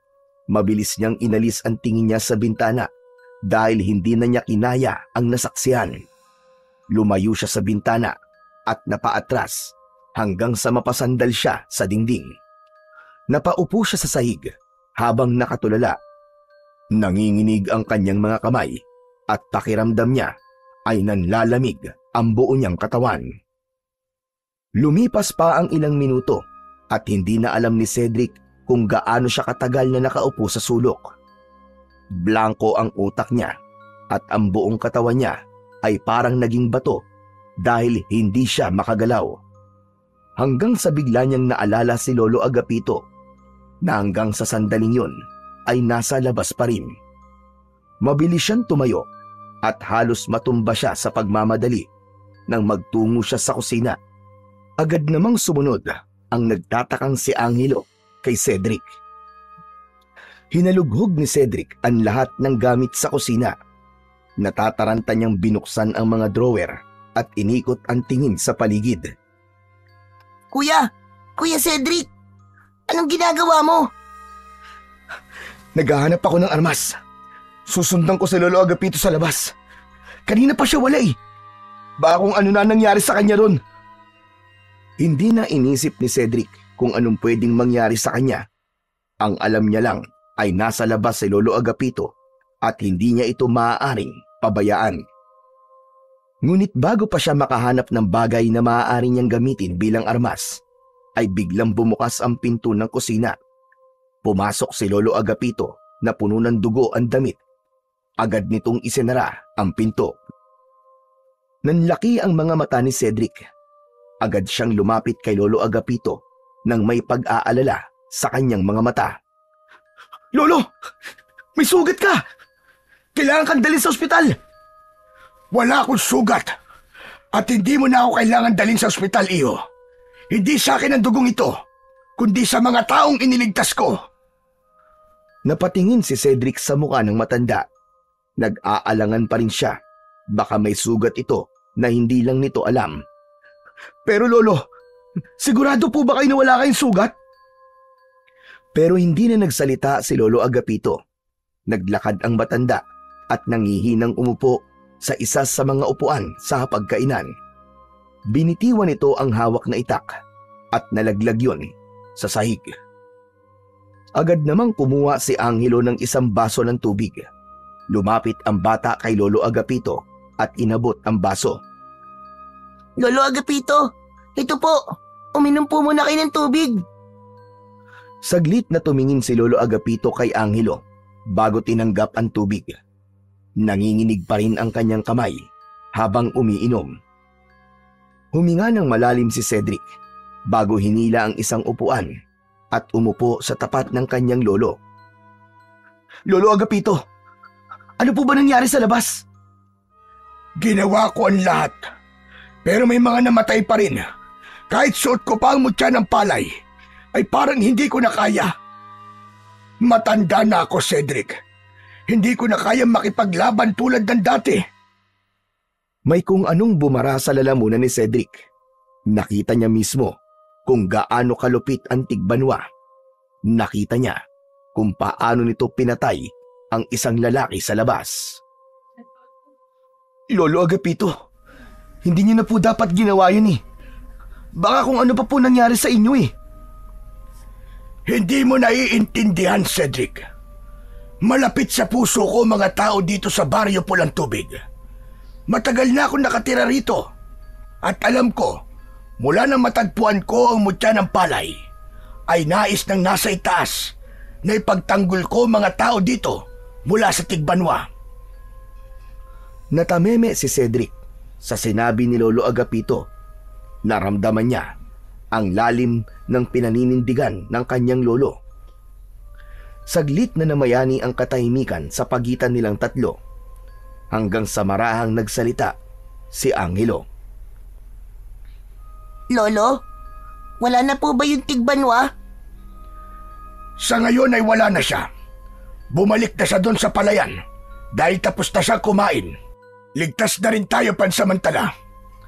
Maaari na tayong matulog. Tumayo ang matanda. Mabigat ang bawat hakbang nito habang papunta sa banyo. Si Angelo naman ay diretsyong nagtungo sa kanilang kwarto. Pero si Cedric ay nanatiling nakaupo habang nakatulala. Hindi pa rin siya makapaniwala sa lahat ng nangyari kanina. Pakiramdam niya ay nakakulong siya sa isang bangungot na hindi niya alam kung kailan matatapos. Pagsapit ng umaga ay gising pa rin si Cedric. Hindi niya nagawang makatulog dahil sa bigat ng kanyang dibdib. Bumangon na siya at paglabas niya ng kwarto ay nakahain na ang almusal. Naroon na sina Lolo Agapito at Angelo na halatang hinihintay lamang siya. Umupo na si Cedric at sumandok ng sinangag. Makalipas ang ilang sandali ay nakatitig lang siya sa pagkain na nasa kanyang harapan. Siguro naman, naiintindihan mo na kung bakit gusto kong umalis ka rito sa Baryo Pulang Tubig, Cedric. Nakita mo kung gaano kawalang awa ang Tigbanwa. Wala itong kinikilala at lahat ng taong makikita nito ay paniguradong kamatayan ang sasapitin. Pero Lolo Agapito, tama lang po na hindi ako umalis dito. Kung umalis po ako, paano ko malalaman kung ligtas kayo? Hindi ko po kayang makatulog habang nasa Maynila ako, tapos hindi ko alam kung ano po ang nangyayari sa inyo dito. Pero Lolo, gusto ko rin po lumaban sa Tigbanwa. Biglang ibinaba ni Lolo Agapito ang hawak nitong tasa na may lamang kape. Cedric Apo, hindi ka maaaring makipaglaban. Wala kang proteksyon gaya ng mutya ng palay. Kung ganun po, ako na lang po ang paggamitin niyo po ng mutya. Di ba sabi niyo nga po matanda na po kayo? Baka pag ako po ang gumamit ng mutya ng palay, ay matalo ko po ang Tigbanwa. Hindi pwede, Apo. Itigil mo na ang kaibangan mong yan. Pero Lolo, Cedric, hayaan mo na lang ako gumamit ng mutya. Kaya ko pa namang lumaban kahit papano. Napakuyom ng kamao si Cedric. Gusto niyang magpumilit. Gusto niyang sabihin na hindi lang si Lolo Agapito ang may kakayahang lumaban. Pero alam niyang hindi na niya mababago ang desisyon nito. Kung ganun pala, Lolo Agapito, ibig sabihin 12 gabi pang mananalasa ang Tigbanwa sa Baryo Pulang Tubig. Walang sagot na nakuha si Cedric mula kay Lolo Agapito. Mas lalo siyang nahulog sa malalim na pag-iisip at pag-aalala para sa kanyang lolo. Ibig sabihin ay ilang gabi pang lalabas si Lolo Agapito para protektahan ang mga tao sa baryo na yon. At hindi niya alam kung ano nga ba ang pwede niyang gawin upang kahit paano ay makatulong siya. Mabilis na lumipas ang oras at hindi na malaya ni Cedric na gabi na naman. Muling binalot ng takot ang buong baryo pulang tubig. Gaya ng nakaraang gabi, walang katao-tao sa labas. Ang lahat ng bahay ay nakasarado. Sa loob ng bahay ni Lolo Agapito, matapos ang hapunan, ay muling nagtipon ang tatlo sa sala. Sa pagkakataong yon, ay si Cedric na mismo ang nanguna sa pagdarasal. Panginoon ko, iligtas niyo po ang mga tao sa baryong ito. Huwag niyo pong hayaan na may masaktan o may mamatay ngayong gabi. At Panginoon ko, gabayan niyo po ang lolo ko. Bigyan niyo po si Lolo Agapito ng proteksyon at lakas para lumaban. Amen. Matapos magdasal, ay umupo na silang tatlo. Hawak ni Lolo Agapito ang matalim nitong itak, habang si Cedric naman ay nakikiramdam lang sa paligid dahil sigurado siya na anumang sandali ay muli na namang aatake ang Tigbanwa. Grabe! Hindi ko maisip talaga. Totoo pala ang mga aswang, no? Ang akala ko talaga ay panakot lang sila sa mga batang ayaw sumunod sa mga magulang nila. Alam kong maraming hindi naniniwala sa mga ganong klaseng nilalang apo. Pero talagang totoo sila. May mga aswang na nabubuhay kasama natin. At ang Tigbanwa sa baryong ito ay isa sa mga buhay na patunay. Hanggang sa muling nabasag ang katahimikan ng gabi dahil sa sigawan ng mga nagkakagulong mga tao sa labas. Nang tumayo si Lolo Agapito, ay tumayo rin si Cedric. Matalim na tumingin si Lolo Agapito sa kanya. Huwag mo nang sayangin ang laway mo, Cedric. Dahil kahit anong sabihin mo, ay hindi mo ako mapipigilan. Wala naman po akong planong pigilan ka, Lolo. Naiintindihan po kita. Gusto ko lang pong sabihin sa inyo na mag-iingat po kayo. Lumapit si Cedric kay Lolo Agapito at mahigpit niya itong niyakap. Sandaling natigilan si Lolo Agapito bago nito marahang tinapik ang likod ni Cedric. Maraming salamat, Apo. Huwag kayong lalabas ni Angelo, ha? Dito lang kayo sa loob ng bahay. Nagkakaintindihan ba tayo?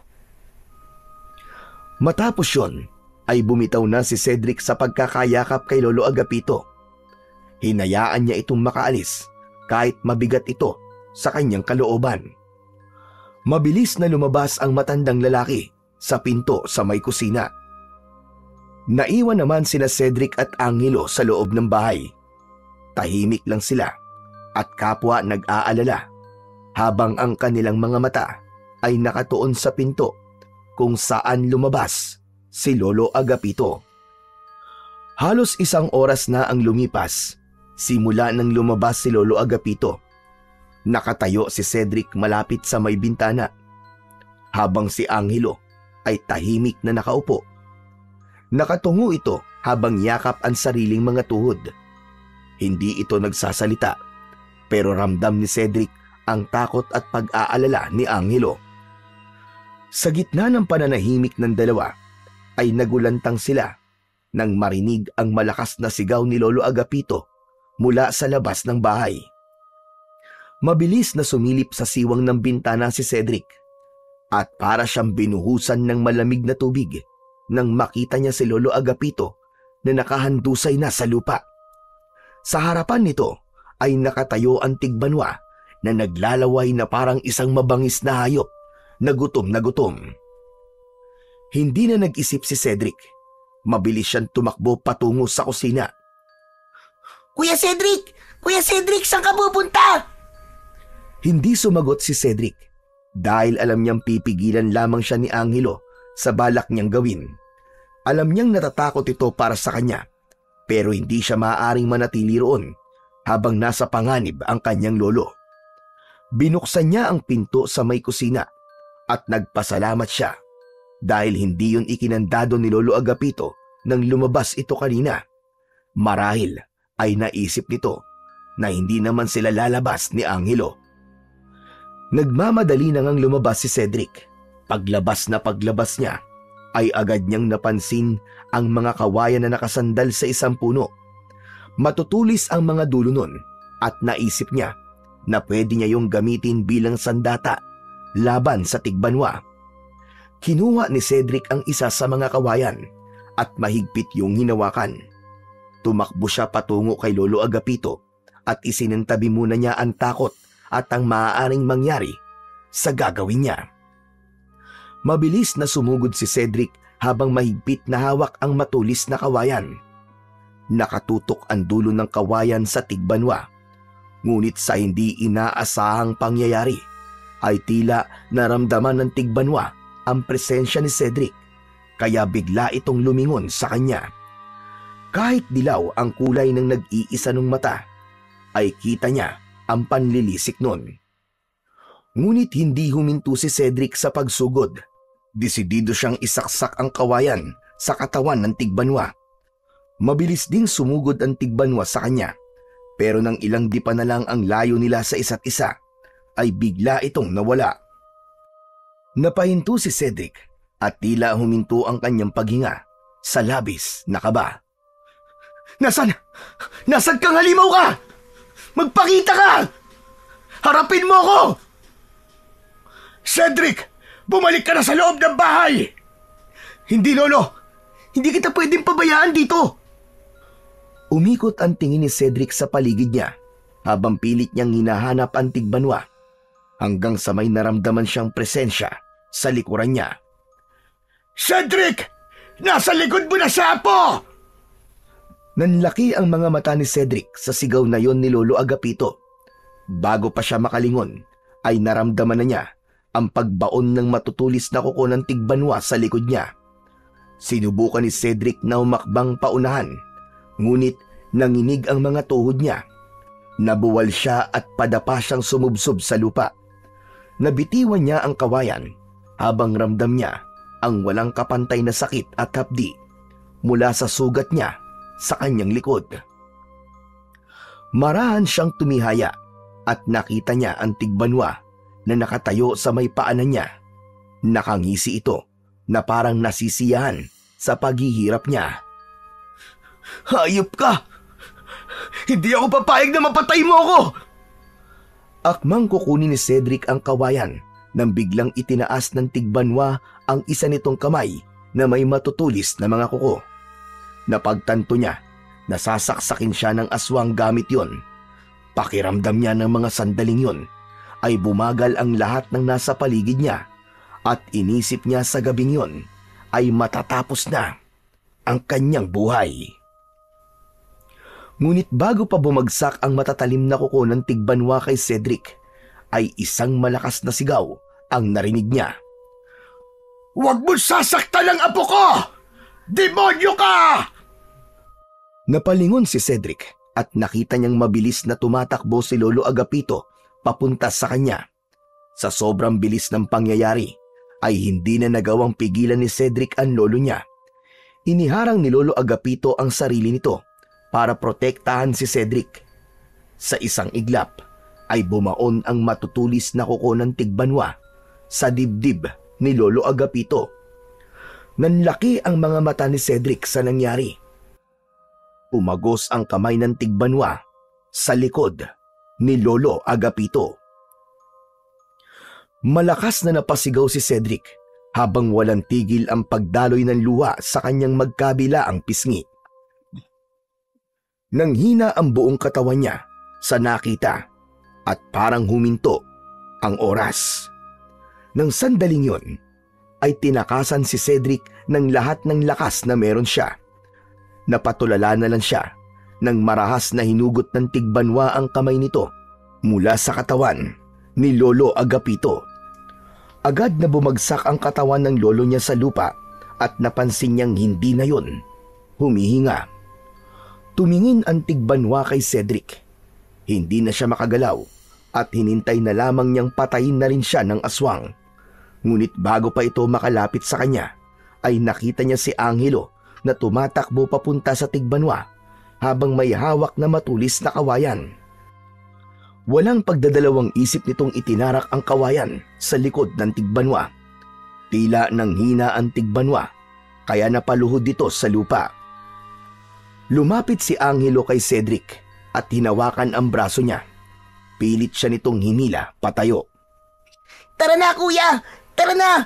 Kailangan na natin makabalik sa loob ng bahay bago pa makabawi ng lakas ng tigbanwa. Tara na, kuya! Bilisan natin! Wala sa sarili na tumayo at sumunod si Cedric kay Angelo. Nang makapasok na sila sa bahay, ay agad na isinarado ni Angelo ang pinto. Napatingin si Cedric kay Angelo at halos madurog ang puso niya nang makita na gaya niya ay umiiyak ito.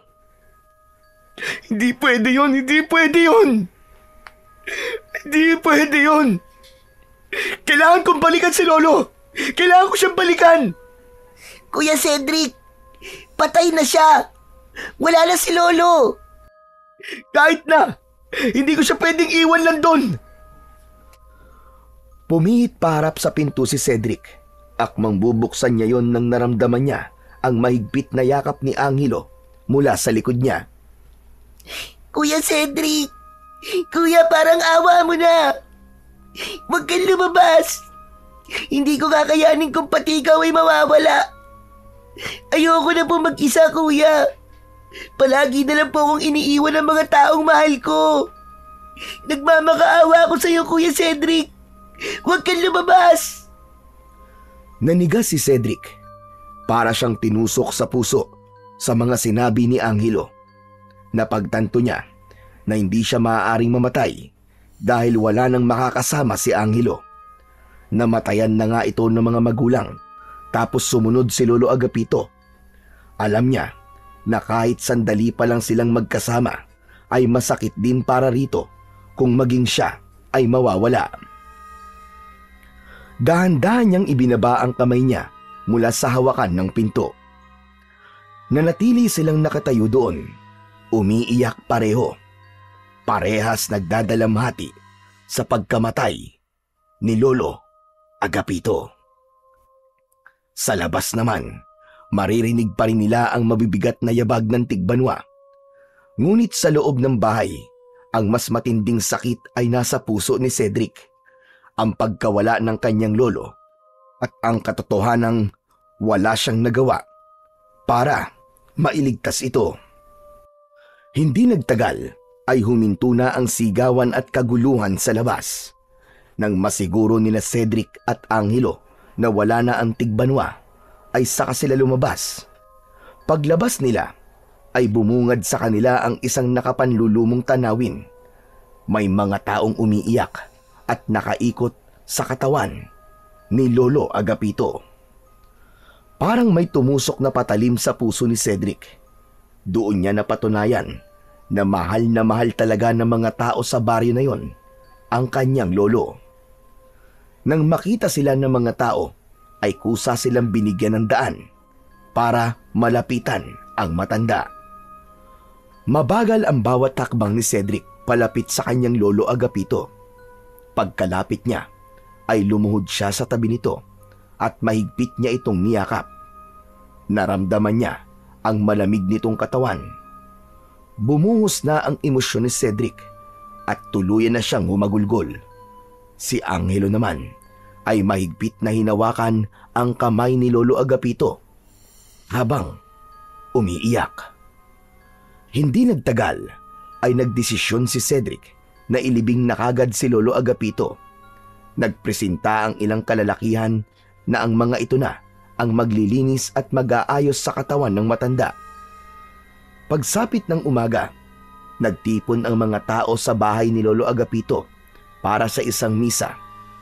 Matapos ang misa, ay nagtulong-tulong ang mga kalalakihan upang maihanda ang libingan sa likod ng bahay ni Lolo Agapito. Maingat nilang ibinaba ang kabaong nito sa hukay, habang ang iba ay tahimik na nagdarasal. Sa bawat pagtabo ng lupa sa ibabaw ng kabaong, ay parang lalong bumibigat ang dibdib ni Cedric at Angelo. Sa ilang sandali pa, unti-unti nang nagpaalam ang mga tao. Ang iba ay lumapit kina Cedric at Angelo upang magpaabot ng pakikiramay bago umalis. Hanggang sa sila na lamang dalawa ang naiwan sa tabi ng libingan ng kanilang Lolo Agapito. Tahimik silang nakatayo. Hindi na sila umiiyak, pero bakas pa rin ang lungkot sa kanilang mga mata. Kuya Cedric, kung hindi dahil kay Lolo Agapito, ba kung ano na nangyari sa akin? Kung hindi niya ako inampun nun, malamang sa lansangan na lang ako nakatira ngayon. Hindi ko siya makakalimutan, Kuya Cedric. Malaki talaga ang puso ni Lolo sa mga nangangailangan. Kahit sino ay handa niyang tulungan. Nakakalungkot lang na natapos sa ganung paraan ng buhay niya. Isang malalim na buntong hininga ang pinakawalan ni Angelo bago ito bumaling kay Cedric. Kuya Cedric, may gusto sana akong ibigay sa'yo. Ano yun, Angelo? Hindi agad sumagot si Angelo. Sa halip, ipinasok nito ang kamay sa bulsa ng shorts nito at mula roon ay inilabas nito ang isang kwintas na may palawit na dilaw na bato. Nanlaki ang mga mata ni Cedric sa nakita. Teka, Angelo! Hindi ba yan ang mutya ng palay ni Lolo? Bakit nasa iyo yan? Kinuha ko po to kanina nang inaayos ng mga tao ang katawan ni Lolo Agapito. Ano? Bakit mo kinuha yan? Importante kay Lolo Agapito yan. Hindi ba dapat isinama na lang natin yan sa libingan niya? Nagkakamali ka, Kuya Cedric. Sigurado ako kung nasaan man si Lolo Agapito ngayon, ay masaya siya na kinuha ko to. Paano ka naman makakasiguro sa sinasabi mo na yan? Kasi nung wala ka pa rito, sabi ni Lolo, kapag may nangyari sa kanya, ay dapat kunin ko umutya ng palay sa kanya. Ang gusto niya kasi ay ako ang susunod na gagamit nito. Ibig sabihin, iniwan talaga sa'yo ni Lolo ang mutya ng palay para gamitin mo sa pakikipaglaban sa Tigbanwa. Ganun ba? Opo, yun po kasi ang gusto mangyari ni Lolo. Pero inisip siguro ni Lolo na mamamatay lang siya kapag malaki na ako. Pero bata pa ako ngayon, Kuya Cedric. Hindi ko kaya makipaglaban sa Tigbanwa kahit na may mutya pa ako. Kaya naisip ko na ibigay na lang sa iyo itong mutya. Kung meron man na karapat dapat na magmana nito, ay ikaw yun. Kasi apo ka niya eh. Tinitigan ni Cedric ang mutya ng palay na nakapatong sa palad ni Angelo. Kumikislap yon sa ilalim ng sikat ng araw na para bang sinasabi nito na tanggapin siya nito at ang responsibilidad na kaakibat nito. Ngunit sa halip na excitement o determinasyon ang maramdaman, ay takot at pag-aalinlangan ang bumalot sa kanya. Hindi Angelo, ayoko. Wala akong alam sa ganyan, wala akong alam sa ganito. Hindi ako katulad ni Lolo Agapito. Hindi ako marunong makipaglaban sa aswang, lalo na sa isang Tigbanwa. Pero Kuya Cedric, naniniwala ako na kaya mo. Alam kong kaya mo. Kaya mo siyang patayin. At paano mo naman nasabi yan? Nakita mo na ba ako makipaglaban sa Tigbanwa? Mas malakas di hamak ang katawan mo kaysa kay Lolo Agapito. At kung ako lang ang mas matanda at mas malakas, ako ang gagawa nito. Pero bata pa ako eh. Hindi ko pa kaya. Napayuko si Cedric. Hindi niya inaasahang maririnig yon mula kay Angelo. Gusto ko nang matapos ito, Kuya Cedric. Pinatay ng Tigbanwa si Lolo Agapito. Hindi ba dapat lang natapusin na natin siya para naman magkaroon ng hustisya ang pagkamatay ni Lolo at ng mga taong pinatay ng Tigbanwa? Nag-iba ang pakiramdam ni Cedric sa narinig. Kanina ay takot at pag-aalinlangan ang nangingibabaw sa kanya. Pero dahil sa sinabing yun ni Angelo, ay unti-unting nangibabaw ang galit sa kanyang dibdib. Naalala niya kung paano pinatay ng Tigbanwa si Lolo Agapito. Naalala niya kung paano isinakripisyo ng lolo niya ang sarili nitong buhay upang mailigtas siya. Muli siyang tumingin sa mutyang nasa kamay ni Angelo. Napakatagal niyang tinitigan yon. Maya-maya ay isang malalim na paghinga ang kanyang pinakawalan. Pag-iisipan ko muna, Angelo. Ayoko magpadalos-dalos sa desisyon ko. Sige kuya, pero sana ay wag maging matagal ang pag-iisip mo. Mamayang gabi ay sasalakay na naman ang tigbanwa. Ngayong wala na si Lolo, wala na magtatanggol sa mga tao at kailangan may pumalit kagad sa kanya. Hindi na nagsalita si Cedric. Napabuntong hininga siyang muli dahil pakiramdam niya ay mas lalong bumigat ang kanyang dibdib. Hindi niya akalain na matapos mamatay ng kanyang lolo ay may posibilidad na saluhin niya ang responsibilidad na dati nitong daladala. Upang makapag-isip ay naglakad-lakad si Cedric sa baryo Pulang Tubig. Wala siyang tiyak na direksyon dahil ang gusto lang niya ay mapag-isa at makapag-isip. Sa kanyang paglalakad, natagpuan niya ang kanyang sarili sa dulong bahagi ng baryo Pulang Tubig. Malayo na yon sa kabahayan at malapit sa mga palayan. Mula sa hindi kalayuan, isang malakas na tunog ang pumukaw sa kanyang atensyon. Mabilis siyang lumingon sa pinagmulan ng tunog. Isang lalaki ang nasa gitna ng tuyong palayan habang may hawak na flamethrower. Walang habas nitong sinusunog ang mga natitirang pananim. Tumayo si Cedric sa lilim ng isang punong kahoy at pinapanood ang lalaki. Ang apoy ay gumapang sa mga palay.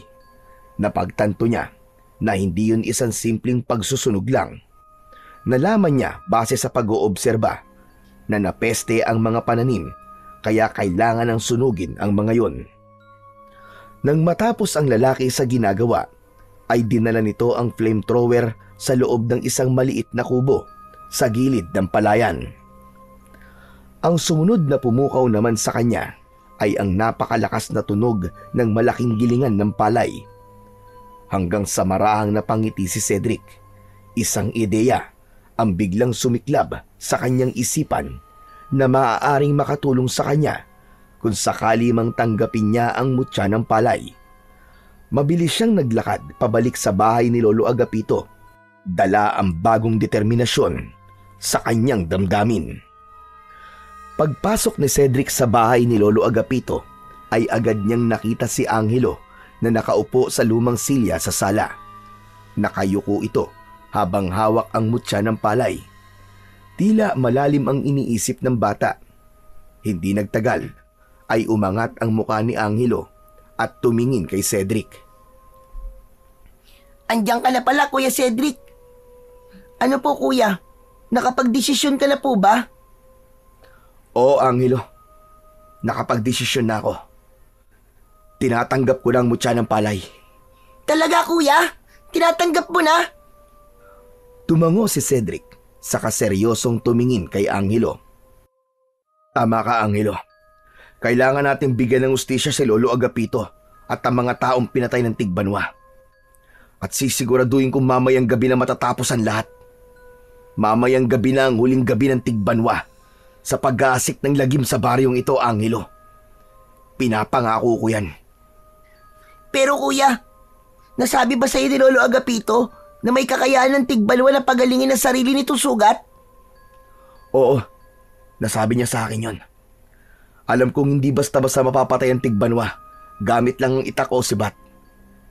Kaya may naisip na akong paraan. Pero kailangan ko ng tulong mo, Angelo. Maaasahan ba kita? Oo naman, Kuya. Basta para kay Lolo Agapito at sa baryo, tutulong ako. Nagtagpo ang kanilang mga mata.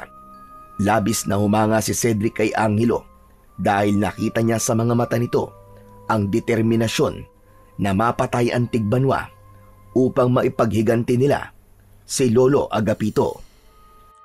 Matapos ang pag-uusap nila Cedric at Angelo tungkol sa plano nila para mamayang gabi, ay tahimik na lumabas si Cedric ng bahay. Tumungo siya sa likod ng bahay at tumayo sa tabi ng libingan ni Lolo Agapito.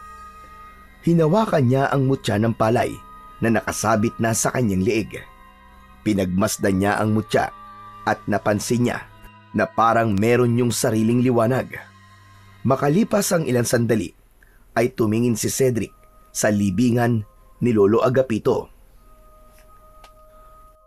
Lolo Agapito, Sa totoo lang po, ay hindi ko po alam kung kakayanin ko po ito. Hindi po ako tulad nyo. Wala po akong alam sa pakikipaglaban. Pero hindi ko rin po kayang pabayaan na lang ang lahat. Hindi pwedeng namatay ka nang wala kang hustisya na makukuha. Nangangako ako sa inyo na hindi mauuwi sa wala ang sakripisyo nyo. Hindi ko hahayaang mabuhay pa ang halimaw na pumatay sa inyo. Tatapusin ko siya.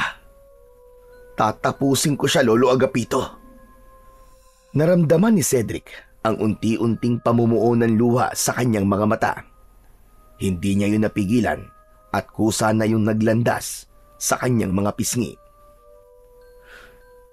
Kaya sana po gabayan niyo po ako, Lolo.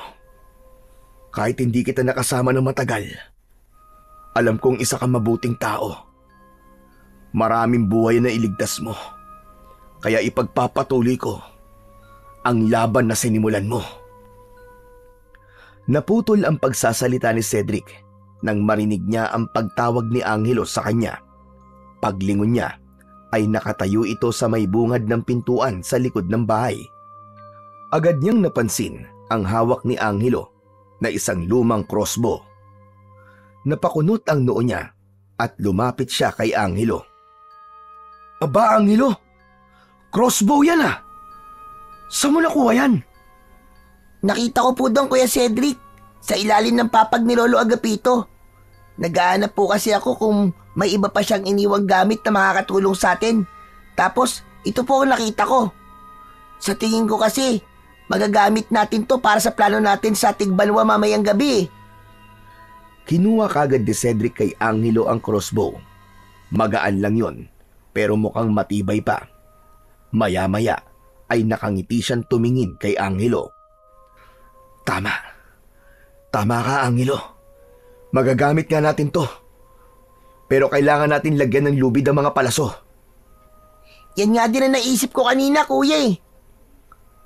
Tumango si Cedric at naramdaman niya kahit paano na meron silang pag-asa na mapatay ang Tigbanwa mamayang gabi. Kinagabihan, sa loob ng bahay ni Lolo Agapito ay tahimik na nakaupo sina Cedric at Angelo sa sala. Pareho nilang pinakikiramdaman ang paligid at naghihintay sa anumang senyales ng pagsalakay ng Tigbanwa. Kuya Cedric, ano kaya kung magdasal muna tayo? Oo nga, tama ka. Kailangan natin ng gabay. Sabay silang tumayo at dumuhod sa harap ng maliit na altar. Sa pagkakataon na yon, ay hinayaan ni Cedric na si Angelo ang manguna sa pagdadasal. Jesus, patnubayan niyo po kami sa gabing ito. Bigyan niyo po kami ng lakas ng loob para labanan po ang Tigbanwa. Hayaan niyo po kami na mabigyan ng hustisya ang pagkamatay ni Lolo Agapito at ng mga tao po dito sa baryo. Amen. Pagkatapos magdasal ay tumayo na sila. Humarap si Cedric kay Angelo at marahang hinawakan ang balikat nito. Huwag ka matakot, Angelo. Isipin mo na gagawin natin to hindi lang para sa sarili natin, kundi para kay Lolo Agapito at sa buong baryo Pulang Tubig. Tumango si Angelo at bago pa ito makapagsalita ay narinig na nila ang sigawan ng mga tao sa labas. Kuya Cedric, sumasalakay na po ang Tigbanwa. Tara, kailangan na natin kumilos bago pa may mapatay ang halimaw na yon. Agad na tinungo ni Cedric ang kusina at kinuha ang itak ni Lolo Agapito. Si Angelo naman ay kinuha ang crossbow at inilagay ang isang palasong may lubid tulad ng pinag-usapan nila. Matapos yon ay walang pagdadalawang isip na lumabas sila ng bahay. Sa paglabas nila ay nasilayan nila ang lagim na dulot ng Tigbanwa. May mga taong nagtatakbuhan, ang ilan ay natutumba nang dahil sa labis na takot. Hinawakan ni Cedric ang mutya ng palay at agad niyang naramdaman ang kapangyarihan nun na bumalot sa buo niyang katawan. Pakiramdam niya ay may kung anong enerhiyang nais kumawala sa kanya ng sandaling yon. Angelo, Mauna ka sa dulong bahagi ng baryo, sa may taniman ng palay. Alam mo na ang gagawin mo Mag-iingat ka. Oo kuya, mag-iingat ka rin. Mabilis na tumakbo palayo si Angelo, habang si Cedric ay buong tapang na lumapit sa tigbanwa na nakatalikod sa gawi niya. Oy! Aswang na nag-iisa ang mata! Ako ang harapin mo! Binitiwan ng tigbanwa ang hawak nitong lalaki at marahang lumingon kay Cedric. Ang nag-iisa nitong malaking mata ay nagliliyab sa galit. Malakas itong umangil bago sumugod kay Cedric. Aabutin sana siya ng dambuhalang kamay ng tigbanwa, ngulit mabilis na yumuko si Cedric. Lumusot siya sa pagitan ng malalaking hita ng tigbanwa at gamit ang matalim na itak ni Lolo Agapito ay buong puwersa niyang tinaga ang binti nito. Napahiyaw ang tigbanwa sa sakit. Alam ni Cedric na maghihilom din kagad ang sugat ng tigbanwa, kaya mabilis siyang tumakbo papunta sa dulong bahagi ng baryo. Narinig niya ang mabibigat na yabag ng tigbanwa sa kanyang likuran habang siya ay hinahabol. Habang papalapit si Cedric sa malawak na palayan, ay naramdaman niyang bumibigat ang kanyang paghinga dahil sa pagod, ngunit hindi siya huminto. Mabilis niyang tinawid ang makikitid na pilapil hanggang sa marating niya ang gitna ng taniman ng palay. Doon na siya huminto. Sa malayo, nakita niya ang higanting anino ng tigbanwa na papalapit na sa kanya. Pabilis ng pabilis ang pagtakbo ng tigbanwa patungo kay Cedric. Mas lalong humigpit ang hawak ni Cedric sa itak ni Lolo Agapito habang inaabangan ang tamang pagkakataon.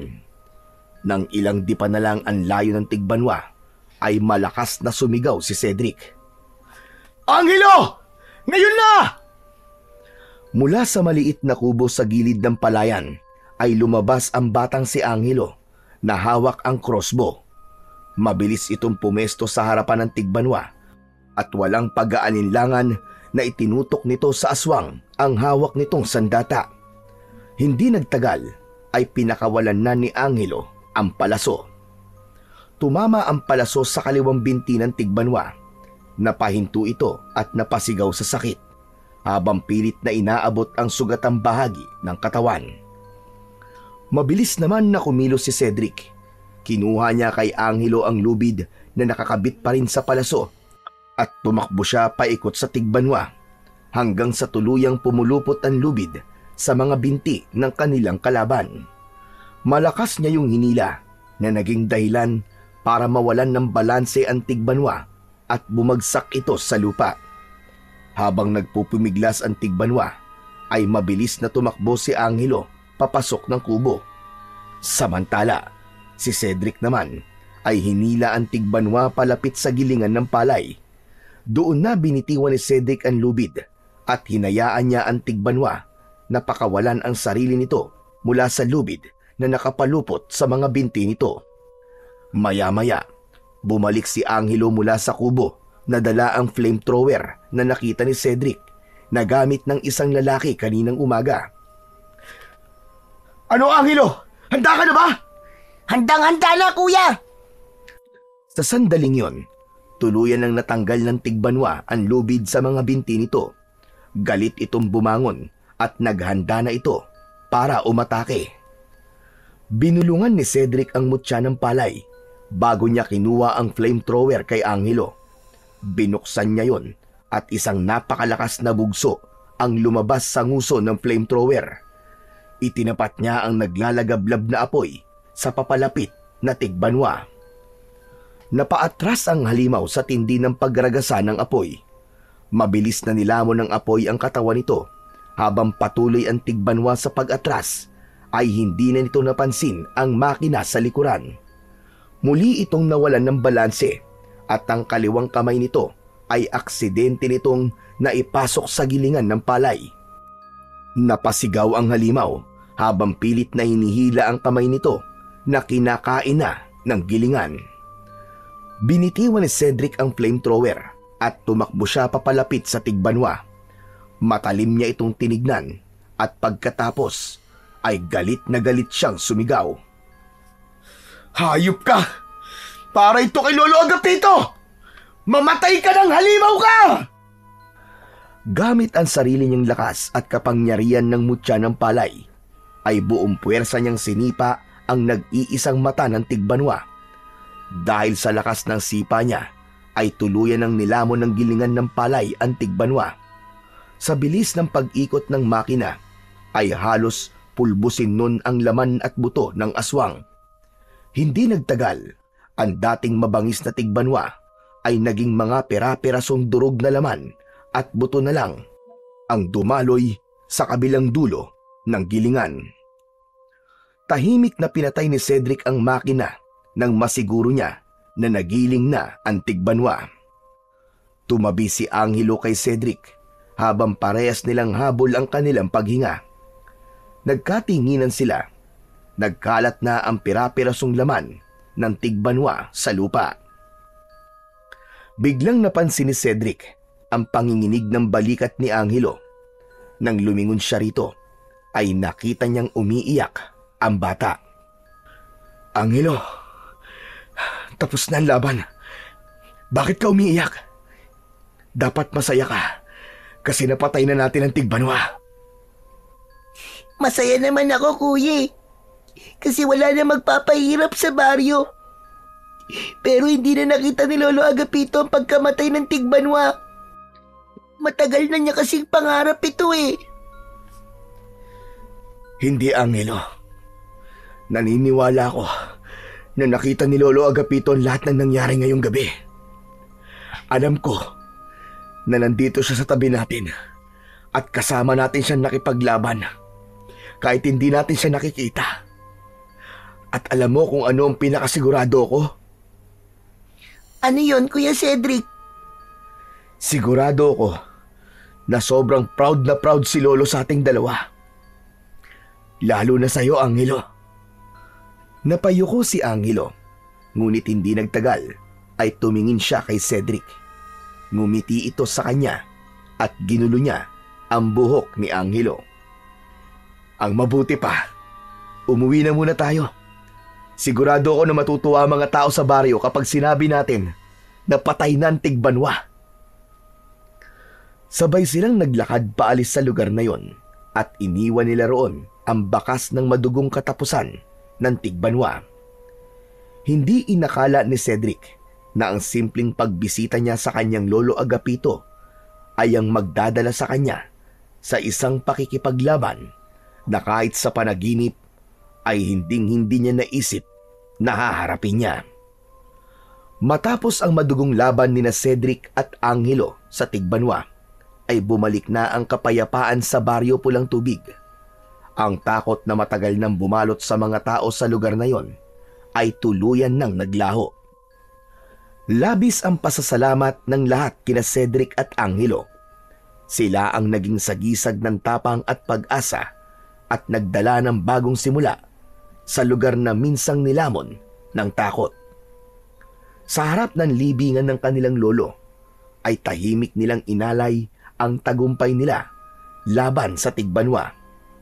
Ang kanilang tagumpay ay hindi lamang isang pagtatapos ng dilubyo, kundi isang katuparan ng pangarap ni Lolo Agapito na wakasan ang paggasik ng lagim ng tigbanwa sa baryo Pulang Tubig.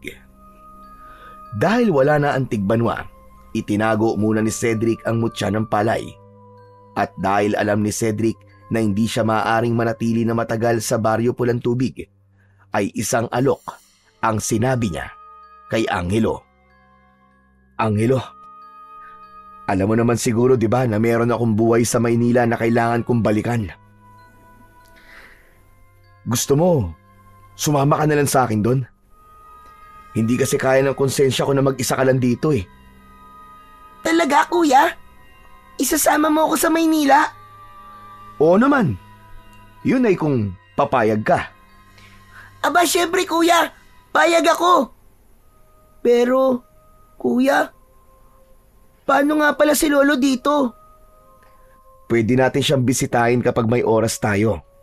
Saka kahit saan tayo magpunta, naniniwala ako na nakabantay si Lolo Agapito sa atin. Sa Maynila, hindi pinabayaan ni Cedric si Angelo. Pinag-aral niya ito at tiniyak niya na magkakaroon ito ng mas maayos na buhay. Lumipas ang panahon at kahit abala sina Cedric at Angelo sa kanilang bagong buhay, ay hindi nila kailanman kinalimutan ang Baryo Pulang Tubig at si Lolo Agapito. Sa tuwing may pagkakataon, bumabalik sila upang bisitahin ang libingan ni Lolo Agapito. At alam ni Cedric na kung nasaan man ang kanyang lolo, ay masayang masaya ito dahil nagawa nila ni Angelo na tuparin ang pangarap nitong kapayapaan para sa Baryo Pulang Tubig.